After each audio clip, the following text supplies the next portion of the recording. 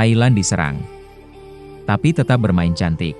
Maka lu jangan heran kalau Indonesia juga terus-terus diserang sama karena ya memang mereka tidak ada yang mau kalau Indonesia menjadi negara maju seperti mereka. Gak ada negara maju yang pengen Indonesia, negara berkembang, menjadi negara kaya raya, gak ada. Mereka akan lakukan segala cara supaya kita tetap miskin. Itu pun dialami oleh Thailand. Tapi syukurnya Thailand main cantik. Dia tahu Singapura ini peliharaan Amerika Serikat. So apa yang dilakukan Thailand? Ya dia presentasi ke Xi Jinping. Dia presentasi ke China guys. Negara pertama tempat dia presentasi adalah China. Lalu setelahnya apa? Dia juga presentasi ke Jepang, ke Arab, bahkan ke Dubai Port yang kemarin dikabarkan mau mengakuisisi salah satu perusahaan di Indonesia.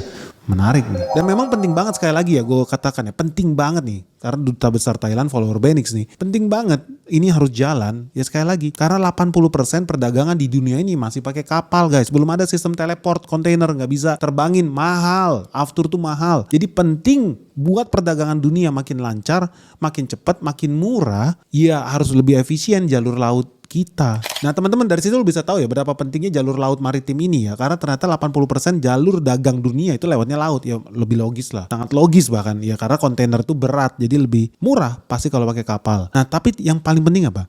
Dari 80% itu ternyata mayoritas lewat Selat Malaka. Kenapa? Karena ternyata 7 dari 10 kapal yang melintas di jalur perdagangan dunia, ada yang dari Panama lah, terusan Suez lah, India lah segala macam. Tapi ternyata 7 dari 10 kapal yang melintasi jalur perdagangan dunia itu pasti lewat Selat Malaka. Makanya penting banget terusan ini untuk jalan.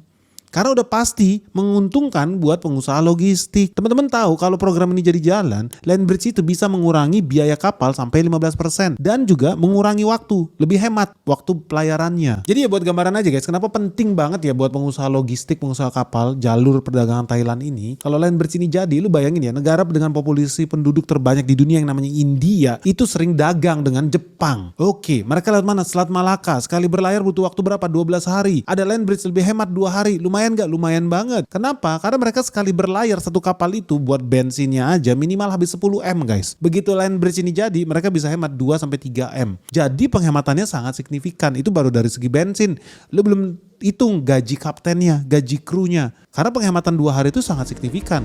Gaji kapten kapal itu guys, itu ratusan juta setiap bulan. Hitungannya dari berapa hari kerja dia bekerja. Jadi kalau waktu kerja jadi lebih pendek, banyak pengusaha kapal yang seneng karena jadi lebih hemat.